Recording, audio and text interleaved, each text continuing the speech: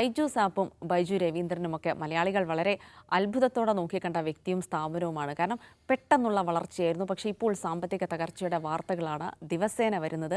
കഴിഞ്ഞ ദിവസം ഒരു അസാധാരണ യോഗം ഈ ബൈജൂസ് ആപ്പിലെ നിക്ഷേപകർ ചേരുകയുണ്ടായി. അവരൊരു പ്രമേയം പാസ്സാക്കി. അതിൻ്റെ പ്രധാനപ്പെട്ട കാര്യം ഇതായിരുന്നു: ബൈജു രവീന്ദ്രനെ അതിൻ്റെ ഡയറക്ടർ ബോർഡിൽ നിന്നും CEO സ്ഥാനത്തു നിന്നും പുറത്താക്കണം. കാരണം ഈ ചുമതല വഹിക്കാൻ അൺഫിറ്റാണ് ബൈജു രവീന്ദ്രൻ എന്നാണ് അവർ പറഞ്ഞിരിക്കുന്നത്. ബൈജു രവീന്ദ്രൻ മാത്രമല്ല, അദ്ദേഹത്തിൻ്റെ ഭാര്യ, അദ്ദേഹത്തിൻ്റെ സഹോദരൻ, ഇവരൊക്കെ ഈ ഡയറക്ടർ ബോർഡിലുണ്ട്. ഇവരെയൊക്കെ പുറത്താക്കാനുള്ളൊരു നീക്കമാണ് ഇപ്പോൾ നിക്ഷേപകർ ചേർന്ന് നടത്തിയിട്ടുള്ളത്. അവർ ഒരു പ്രമേയം പാസ്സാക്കുകയും ചെയ്തു. എന്നാൽ ഇതിനെതിരെ ബൈജു രവീന്ദ്രൻ ഇപ്പോൾ കർണാടക ഹൈക്കോടതിയെ സമീപിച്ചിരിക്കുകയാണ്. എന്തായാലും കേസിൽ വാദപ്രതിവാദങ്ങളൊക്കെ നടക്കും. അതിനുശേഷമായിരിക്കും അന്തിമ തീരുമാനമുണ്ടാവുക. ഈ കാര്യം കൂടി ഒന്ന് പരിശോധിക്കാം. അജിംസ്, അതായത് ശരിക്കും ഈ ബൈജൂസ് ആപ്പ് നമ്മളൊക്കെ വളരെ അത്ഭുതത്തോടെ നോക്കിയതാണ്. കാര്യം ഇന്ത്യൻ ടീമിൻ്റെ ജേഴ്സിയിലൊക്കെ ബൈജൂസിൻ്റെ പേരൊക്കെ വന്നപ്പോൾ അഭിമാനത്തോടുകൂടെ കണ്ട ആളുകളാണ്. പക്ഷേ ഇപ്പോൾ അത് വലിയ സാമ്പത്തിക തകർച്ച നേരിടുന്നു. ബൈജു രവീന്ദ്രനെതിരെ ഗുരുതരമായ ആരോപണങ്ങളൊക്കെ വരുന്നു. ശരിക്കും എന്താണ് അവിടെ സംഭവിച്ചത്?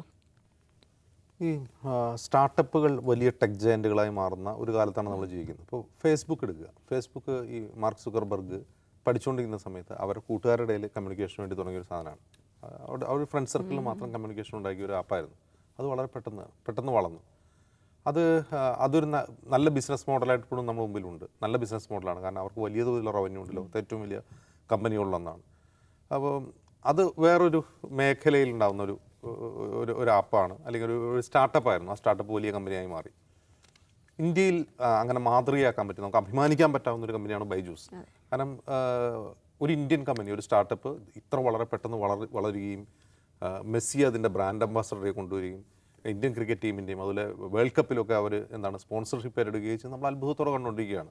അതൊരു വലിയ വളർച്ചയാണ്.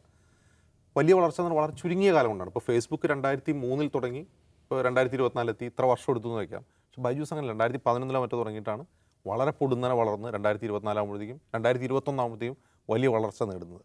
അത് ഇപ്പോൾ പ്രകൃതിയിലാണെങ്കിലും ബിസിനസ്സിലാണെങ്കിലും ഒരു കാര്യം അസാധാരണമാം വിധം വളരുകയാണെങ്കിൽ അതൊരു പ്രശ്നമാണ്, അല്ലേ? നമ്മുടെ മുഖത്തൊരു മുഖക്കുരു ഉണ്ടായത് പൊട്ടിപ്പോകുന്ന പോലെയല്ല, അതിലും വലിയൊരു മുഴ ഉണ്ടാവുകയാണെങ്കിലും വളരെ പെട്ടെന്ന് വളരുകയാണെങ്കിൽ അത് രോഗമാണല്ലോ. ഇവിടെ ശ്രദ്ധിക്കേണ്ട ഒരു കാര്യം അതാണ്. കാരണം ഇത് ഒരു വളരെ സാധ്യതകളുള്ള ഒരു കാര്യമാണ്. എഡ്യൂടെക് ഒരു സ്റ്റാർട്ടപ്പ് എന്ന് പറയുന്ന വലിയ സാധ്യതകളുണ്ട്. ആ സാധ്യത കണ്ടെത്തിയ ആളാണ് ബൈജു ആ സാധ്യത കണ്ടെത്തിയത് എങ്ങനെയാണെന്ന് വെച്ചാൽ, അദ്ദേഹം ഒരു ഷിപ്പിംഗ് കമ്പനിയിലെ എഞ്ചിനീയറായിരുന്നു. എഞ്ചിനീയറിംഗ് ആണ് അദ്ദേഹത്തിൻ്റെ മേഖല. അപ്പോൾ ഈ ക്യാറ്റ് പരീക്ഷയ്ക്ക്, ഈ MBAക്ക് പ്രവേശന പരീക്ഷയ്ക്ക് സഹായിക്കാമോ എന്ന് ചിലർ ചോദിച്ചപ്പോൾ അദ്ദേഹം സഹായിച്ച ആളുകളെല്ലാവരും അത് നേടി. അപ്പോൾ ഇദ്ദേഹത്തിന് ടീച്ചിങ്ങിലുള്ള സ്കിൽ അദ്ദേഹം സ്വയം തിരിച്ചറിയുകയും പിന്നീട് അത് തുടങ്ങിയാൽ എന്താണെന്ന് വിചാരിച്ച് അങ്ങനെ സ്റ്റാർട്ട് ചെയ്തൊരു സ്ഥാപനമാണിത്. 2019 കോവിഡ് വന്നു കഴിഞ്ഞപ്പോൾ അദ്ദേഹത്തിന് വലിയൊരു ലോകം, സാധ്യതകളുടെ വലിയൊരു ലോകം അദ്ദേഹത്തിന് മുമ്പിൽ തുറന്നു കിട്ടപ്പെട്ടു. അവിടെ അവിടെ ആഗ്രഹത്തിനപ്പുറം അത്യാഗ്രഹത്തിലേക്ക് അദ്ദേഹത്തിൻ്റെ ബിസിനസ് പോയി എന്നാണ് നമ്മൾ സംശയിക്കേണ്ടത്. അദ്ദേഹം ഇത്തരത്തിലുള്ള ചെറിയ സ്റ്റാർട്ടപ്പുകൾ അദ്ദേഹം ടേക്ക് ഓവർ ചെയ്യാൻ തുടങ്ങി. അതുപോലെ കൂടുതൽ ഇൻവെസ്റ്റേഴ്സിനെ കൊടുന്നു. അതുവരെ ഉണ്ടായിരുന്ന ഇൻവെസ്റ്റേഴ്സിനേക്കാൾ കൂടുതൽ ഇൻവെസ്റ്റേഴ്സിനെ കൊണ്ടുവരുന്നു. അവിടം വിട്ട് അദ്ദേഹം ഈ വലിയ സ്പോൺസർമാരിലേക്ക് പോകുന്നു. അപ്പോൾ മെസ്സി ഇതിൻ്റെ ബ്രാൻഡ് അംബാസഡർ ആവുന്ന ചെറിയ കാര്യമല്ല അത്. പക്ഷെ അതിന് മുടക്കേണ്ടി വരുന്ന പണം, അത് ലോകകപ്പിൽ അതുപോലെ ഇന്ത്യൻ ക്രിക്കറ്റ് ടീമിനെയൊക്കെ സ്പോൺസർ ചെയ്യുന്ന പണം, ആ പണം എവിടെ നിന്നുള്ളൊരു ക്വസ്റ്റ്യൻ ഉണ്ട്. ഈ 2020 കോവിഡ് ലോക്ക്ഡൗണിൻ്റെ സമയത്ത് അദ്ദേഹം വളരെ അഗ്രസീവായിട്ടുള്ള മാർക്കറ്റിംഗ് തുടങ്ങി. അപ്പോൾ അതിനു മുമ്പും ഈ മാർക്കറ്റിംഗ് ഉണ്ടായിരുന്നു. ഇപ്പോൾ എൻ്റെ വീട്ടിലൊക്കെ എന്നെ നിരന്തരം ഇതിൻ്റെ എക്സിക്യൂട്ടീവുകൾ വിളിക്കുമായിരുന്നു. മോള് അല്ലെങ്കിൽ അവിടെ പഠിക്കുകയല്ലേ, നമുക്ക് തുടങ്ങിയാൽ എന്താ, ഞാൻ എപ്പോഴാണ് വീട്ടിലേക്ക് വരേണ്ടത്, കോളിങ്ങനെ നിരന്തരം വന്നുകൊണ്ടിരിക്കും. അപ്പോൾ എനിക്ക് തുടക്കത്തിൽ തന്നെ അതിൻ്റെ അവരുടെ സമീപന രീതിയോട് ഇഷ്ടമല്ല. പൊതുവേ ഈ ഒരു സിസ്റ്റം ഓഫ് ലേണിംഗ് എനിക്കും വലിയ താല്പര്യം ഉണ്ടായിരുന്നില്ല. ഞാൻ വീട്ടിലും ചർച്ച ചെയ്ത് കുട്ടികൾ, അപ്പോൾ അവർക്കും താല്പര്യമില്ലാത്തതുകൊണ്ട് ഞാൻ ഒഴിവാക്കുകയാണ് ചെയ്തത്. അപ്പോൾ അതുപോലെ അഗ്രസീവ് മാർക്കറ്റിംഗ് മാത്രമല്ല, ഈ കോവിഡിൻ്റെ സമയത്ത് കുറേ കൂടി അഗ്രസീവായിട്ടില്ല. അതിൻ്റെ എംപ്ലോയീസൊക്കെ പറയുന്നത് കേട്ടിട്ടുണ്ടെങ്കിൽ ശരിക്കും കഷ്ടപ്പെടുത്തിയിട്ടുണ്ട് അവരെ. അമ്മാതിരി കഷ്ടപ്പെടുത്തി അവരെ പണിയെടുപ്പിച്ചു എന്നുള്ളൊരു പരാതിയാണുള്ളത്. മറ്റൊരു പ്രധാനപ്പെട്ട കാര്യം ഈ ഫിനാൻഷ്യൽ മിസ്മാനേജ്മെൻറ്റാണ്. അതായത് 20,000 ബില്യണോ അല്ല, 2.2 ബില്യൺ ഡോളറിൻ്റെ ടേൺ ഓവറിലൊരു കമ്പനിയായി വളർന്നാണ് 2020 അത്. അപ്പോൾ അത്രയും ടേൺ ഓവറിലൊരു കമ്പനിയുടെ ഓഡിറ്റേഴ്സ് ഇവരുടെ ഈ കണക്ക് ശരിയല്ലാന്ന് പറഞ്ഞാൽ അവർ വിട്ടുപോകുന്ന അവസ്ഥയാണ് ഉണ്ടായത്. അവർ ഗ്ലോബൽ ഓഡിറ്ററാണ്, അവർ വിട്ടുപോയി, ഇത് ശരിയല്ല, ഇത് ഞങ്ങൾ കുടുങ്ങും എന്ന് പറഞ്ഞിട്ട് അവർ വിട്ടിട്ട് പോവുകയാണ് ചെയ്യുന്നത്. അതിനർത്ഥം അദ്ദേഹം കൃത്യമായി ഈ റിട്ടേൺസ് ഫയൽ ചെയ്യുകയോ കണക്കുകൾ സൂക്ഷിക്കുകയോ ചെയ്യാത്ത രീതിയിലുള്ള ഫിനാൻഷ്യൽ മാനേജ്മെൻറ്റാണ് അദ്ദേഹത്തിൻ്റെ ഭാഗത്തുനിന്നുണ്ടായെന്നാണ് അതിൽ നിന്ന് മനസ്സിലാവുന്നത്. അവിടെ നിന്നും കഴിഞ്ഞ് ഇപ്പോൾ ഇദ്ദേഹത്തിന് എന്താണ് ഈ കമ്പനി ലീഡ് ചെയ്യാൻ പറ്റില്ല എന്ന് പറഞ്ഞിട്ട് ഈ കമ്പനിയിലുള്ള ഇൻവെസ്റ്റേഴ്സ് ഗ്ലോബൽ ഇൻവെസ്റ്റേഴ്സാണ് ഇപ്പോൾ എന്താണ് നിയമപരമായി നീങ്ങുകയാണ്. ഇദ്ദേഹത്തെ ആ സ്ഥാനത്ത് നിന്ന് CEO സ്ഥാനത്ത് നിന്ന് മാറ്റണം, ഡയറക്ടർ സ്ഥാനത്ത് മാറ്റണം എന്ന് പറഞ്ഞിട്ടാണ് അവർ നീങ്ങുന്നത്. അത് വലിയ ഭീഷണിയാണ് ഒരു അർത്ഥത്തിൽ. അതിനപ്പുറം നമ്മൾ കാണേണ്ട ഒരു കാര്യം, എൻഫോഴ്സ്മെൻറ്റ് ഡയറക്ടറേറ്റ് ഇദ്ദേഹത്തിനെതിരെ 2022 തന്നെ അന്വേഷണം തുടങ്ങിയിട്ടുണ്ട്. അത് ഫെമ ചട്ടലംഘനവുമായി ബന്ധപ്പെട്ടാണ്. പ്രത്യേകിച്ചും ഫോറിൻ ഇൻവെസ്റ്റ്മെൻറ്റ് ഇന്ത്യയിലേക്ക് വരുന്നു, ഇവിടെ നിന്ന് അങ്ങോട്ട് റെമിറ്റ് ചെയ്യുന്നു, ആയി ബന്ധപ്പെട്ട കാര്യങ്ങളാണ് അന്വേഷിക്കുന്നത്. അവിടെയാണ് എനിക്ക് ചെറിയ ഡൗട്ട് വരുന്നത്. അപ്പോൾ സ്റ്റാർട്ടപ്പുകൾ, നമ്മൾ കഴിഞ്ഞ ദിവസം PayTM പറ്റി ചർച്ച ചെയ്തല്ലോ. PayTMനെതിരെ എൻഫോഴ്സ്മെൻറ്റ് ഡയറക്ടറേറ്റ് അന്വേഷണം വരുന്നു. എൻഫോഴ്സ്മെൻറ്റ് ഡയറക്ടറേറ്റ് ഒരു കാര്യത്തിൽ അന്വേഷിക്കുന്നുണ്ടെങ്കിൽ അതിന് പിന്നിൽ ജിക്ക് എന്തെങ്കിലും ഒരു താല്പര്യം ഉണ്ടാവും എന്നാണ് ഞാൻ മനസ്സിലാക്കുന്നത്. അല്ലെങ്കിൽ വെറുതെ ഒരു സ്റ്റാർട്ടപ്പിനെ നശിപ്പിച്ചാൽ പരമാവധി അതിനെ സപ്പോർട്ട് ചെയ്യാനാണ് ഇന്ത്യ ഗവൺമെൻറ് ശ്രമിക്കുക. കാരണം ഇന്ത്യൻ സ്റ്റാർട്ടപ്പാണ്, ഒരു ഗ്ലോബൽ ജയൻ്റായിട്ട് വളർന്നതാണ്. ഒരു രാജ്യം അവരെ സപ്പോർട്ട് ചെയ്യാൻ ശ്രമിക്കുക. പക്ഷേ കേന്ദ്ര സർക്കാർ അതിനെ ആക്രമിക്കാൻ ശ്രമിക്കുന്നുണ്ടെങ്കിൽ ഞാൻ സ്വാഭാവികമായും സംശയിക്കുന്നില്ല. PayTMൻ്റെ കാര്യത്തിൽ അന്ന് റിലയൻസ് ആണെങ്കിൽ ഇതിലും റിലയൻസിനാണ് താല്പര്യം. റിലയൻസ് ലിഡോ എന്ന് പറയുന്ന മറ്റൊരു സ്റ്റാർട്ടപ്പ്, അത് ഈ ബൈജൂസിലെ തന്നെ ഒരു എംപ്ലോയി അവിടെ നിന്ന് രാജിവെച്ച് തുടങ്ങിയ ഒരു സ്റ്റാർട്ടപ്പാണ് ലിഡോയിൽ അവർ ഇൻവെസ്റ്റ് ചെയ്ത് കഴിഞ്ഞിട്ടുണ്ട്. അപ്പോൾ സ്വാഭാവികമായിട്ടും ബൈജുവിൻ്റെ നാളുകൾ എണ്ണപ്പെട്ടു എന്ന് മാത്രമേ നമുക്ക് പറയാൻ കഴിയൂ. യെസ്, നാസർക്ക് അങ്ങനെ വല്ല കളികളും തന്നെയാണോ? അതായത് ബൈജൂസ് ആപ്പിൽ ഓൾറെഡി സാമ്പത്തികമായി മിസ്മാനേജ്മെൻ്റ് ഉണ്ട് എന്നൊക്കെ പറയുന്നുണ്ട്. പക്ഷേ അതിനപ്പുറത്തേക്കുള്ള ചില പൊളിറ്റിക്കൽ കളികൾ കൂടി അതിൻ്റെ പിന്നിലുണ്ടെന്ന് വേണം മനസ്സിലാക്കാൻ. അതിനുള്ള സാധ്യതകൾ ഒരു 2ാം സ്ഥാനം മാത്രമേ ഉള്ളൂ എന്നാണ് എനിക്ക് തോന്നിയിട്ടുള്ളത്. ഇത് സംബന്ധിച്ചുള്ള വാർത്തകൾ ഇങ്ങനെ വായിക്കുമ്പോൾ ഇപ്പം അജിൻസ് പറഞ്ഞത് അതല്ലാതെ വേറൊരു വശം കൂടെ ഇതിന് ഉണ്ട്. ഒന്നാമത് ഈ എഡ്ടെക് കമ്പനികൾ മുഴുവൻ തന്നെ ഏതാണ്ടൊരു പിന്നോട്ടടി തുടങ്ങിയിട്ടുണ്ട് ഇന്ത്യയിൽ.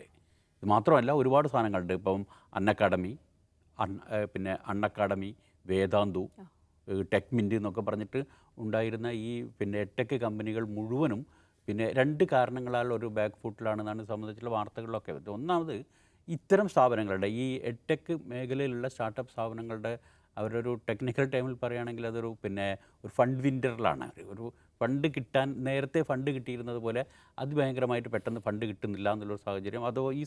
അതുമല്ല, എനിക്ക് തോന്നുന്നത് ഒരു 4-5 ആഴ്ച മുമ്പ് ന്യൂ ഇന്ത്യൻ എക്സ്പ്രസിൻ്റെ ഒരു വീക്കെൻഡ് തന്നെ ഇത്തരം ഈ എഡ്ടെക് കമ്പനികൾ താഴോട്ട് പോകുന്നു എന്ന് പറഞ്ഞിട്ട് മൊത്തത്തിലുള്ളൊരു വിശദീകരണമായിരുന്നു. അപ്പം അങ്ങനത്തെ ഒരു സാഹചര്യം പൊതുവേ ഉണ്ട്. പിന്നെ ഈ ബൈജൂസ് ആപ്പിൻ്റെ ഒരു വിശേഷിച്ച് ബൈജൂസ് ആപ്പിനെ സംബന്ധിച്ചിട്ടുള്ളൊരു പ്രശ്നം വെച്ചാൽ ഇപ്പോഴും ഈ നേരത്തെ തന്നെ തുടക്കത്തിൽ അതിനെ വിശദീകരിച്ചപ്പോൾ തന്നെ അതിൻ്റെ ഡയറക്റ്റ് ബോർഡിൻ്റെ ആളുകളെ എണ്ണി പറഞ്ഞല്ലോ. അദ്ദേഹത്തിൻ്റെ ഭാര്യ, അദ്ദേഹത്തിൻ്റെ സഹോദരന്മാർ, അല്ലെങ്കിൽ ഭാര്യയുടെ സഹോദരന്മാർ, ബന്ധുക്കൾ തന്നെ ഏതാണ്ട് ഒരു കുടുംബ സ്ഥാപനം നടത്തുന്നത് പോലെ ബന്ധുക്കളും ഒക്കെ പാടെ വെച്ചിട്ടാണ് ഇതിൻ്റെ ഡയറക്റ്റ് ബോർഡ്. എന്നാൽ സ്ഥാപനമാണെങ്കിൽ അങ്ങനെ നടത്താവുന്ന അവസ്ഥയിലല്ല താനും. അവിടുന്ന് അങ്ങോട്ട് അതിഭയങ്കരമായിട്ട് വളർന്നു കഴിഞ്ഞു. ഒരു സ്ഥാപനം വളരുമ്പോൾ, ഇവൻ നേരത്തെ പറഞ്ഞതുപോലെ തന്നെ ഒരു സ്ഥാപനം വളരുന്നതിനനുസരിച്ചിട്ട് അതിൻ്റെ നടത്തിപ്പ് രീതിയും മാനേജ്മെൻറ്റ് രീതിയും ഒക്കെ വളരണം. എന്നാൽ അതില്ല താനും. ഇത് കമ്പനി എത്ര വേണമെങ്കിലും വളർന്നോട്ടെ, ഈ പിടുത്തം നമ്മുടെ കുടുംബത്തിൻ്റെ കയ്യിൽ മാത്രം മതി എന്നുള്ളതാണെങ്കിലും ഈ കുടുംബ മാനേജ്മെൻറ്റുകൾ നടത്തുന്ന സ്ഥാപനങ്ങളുണ്ട്, ഇല്ല എന്നല്ല. കേരളത്തിൽ തന്നെ അതിഗംഭീരമായിട്ട് നടത്തുന്ന സ്ഥാപനങ്ങളുണ്ട്. പക്ഷേ അതിനൊക്കെയും ഈ നടത്തിപ്പിൻ്റെ ഒരു രീതി ഉണ്ടാവും. ഇവിടെ അതൊന്നും അല്ലാത്ത സംഭവിച്ച ഒന്ന് അതുണ്ട്. 2, ഈ പറഞ്ഞതുപോലെ തന്നെ നമ്മൾ എന്താണ് ഈ ഇന്ത്യൻ ടീമിൻ്റെ കുപ്പായത്തിൽ ഇതിൻ്റെ ജേഴ്സി കാണുമ്പോൾ നമുക്ക് അഭിമാനം ഉണ്ടായി എന്നൊക്കെ പറയുമ്പോൾ ഈ പരസ്യത്തിൽ ഇൻവെസ്റ്റ് ചെയ്യുന്നവർ ഈ ചില മാനദണ്ഡങ്ങളും ചില പഠനങ്ങളൊക്കെ നടത്തിയിട്ടൊക്കെയാണ് കയ്യിൽ വരുന്നത് മുഴുവൻ ഇങ്ങനെ പലതരത്തിലും ഇൻവെസ്റ്റ് ചെയ്ത് പോകുക എന്നുള്ള ഒരു സംഗതി ഈ സ്ഥാനത്തിൽ ഉണ്ടായിട്ടുണ്ട്. ഒന്നത്. രണ്ടാമത്തേത്, ഈ തരത്തിലുള്ള ഈ മാനേജ്മെൻറ്റ് സംവിധാനത്തിൽ വന്നിട്ടുള്ള തകരാറ്. ഇങ്ങനത്തെ ഒരുപാട് സംഗതികൾ ഇതിൻ്റെ അകത്തും പുറത്തുണ്ട്. പിന്നെ ഉള്ളത് നേരത്തെ ഇതിൻ്റെ പ്രധാനപ്പെട്ട സംഭവം നേരത്തെ ഈ അജിംസ് പറഞ്ഞതുപോലെ ആ സ്ഥാപനവുമായി ബന്ധപ്പെട്ട എല്ലാവരെയും അത് വെറുപ്പിച്ചിട്ടുണ്ട്, പീഡിപ്പിച്ചു എന്ന് വേണമെങ്കിൽ പറയാം. ഇപ്പോഴാണ് ഇൻവെസ്റ്റേഴ്സും അതിനുവേണ്ടി പണം മുടക്കിയവരും ഇൻവെസ്റ്റേഴ്സും അത്തരം ആളുകളും കൂടെ അത് ഈ പീഡനത്തിൻ്റെ ഇരകളായി എന്ന് പറഞ്ഞിട്ട് അവർ മുമ്പോട്ട് വരുന്നത്. മറ്റേ നേരത്തെ നമ്മൾ കണ്ടത് ജീവനക്കാരത് വേറൊരു പ്രശ്നം. ജീവനക്കാർ അതിഭയങ്കരമായിരുന്നു. അതിൽ നിന്ന് പിരിഞ്ഞു വന്ന പല ജീവനക്കാരും ഈ കേരളത്തിൽ തന്നെ പല സ്ഥാപനങ്ങളിലും ഇതിന് പോയപ്പോൾ ഇൻ്റർവ്യൂവിന് പോയപ്പം അവർ പറഞ്ഞിട്ടിരിക്കുന്ന കഥകൾ, അതിന് ശേഷം അവർ പറഞ്ഞ് പലരും ഉറങ്ങാൻ പറ്റുന്നില്ല എന്നുള്ള പോലും പറഞ്ഞ ആൾക്കാരുണ്ട്. ഒന്നത്. 2, കസ്റ്റമേഴ്സിനെ അത്ര തന്നെ പീഡിപ്പിച്ചിട്ടുണ്ട്. ഇതിൻ്റെ ഒരു ആപ്പ് ഡൗൺലോഡ് ചെയ്ത് എടുത്തു കഴിഞ്ഞാൽ ഏതാണ്ട് ഈ ലോൺ എടുത്ത് കുടുങ്ങിയ പോലത്തെ അവസ്ഥയായിരുന്നു ആളുകൾക്ക്. ഫോൺ ചെയ്തിട്ടും പിന്നാലെ നടന്നിട്ടും ആൾക്കാരെ പീഡിപ്പിക്കൽ.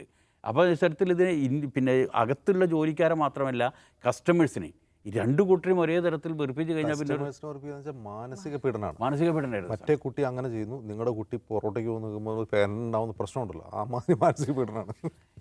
പിന്നെ വെച്ചാൽ ഇത് എഡ്യൂക്കേഷൻ ആയിരുന്നോ നടത്തിയിരുന്നത്, അതോ പിന്നെ ഈ എന്താണ് ഈ മത്സരമായിരുന്നോ പഠിപ്പിച്ചതെന്നുള്ളൊരു പ്രശ്നമൊക്കെ ഉണ്ട്. ഇപ്പോൾ പൊതുവേ ഈ എഡ്യൂടെക് സംഗതികൾ തന്നെ പുറകോട്ട് പോയിക്കൊണ്ടിരിക്കുകയാണ്.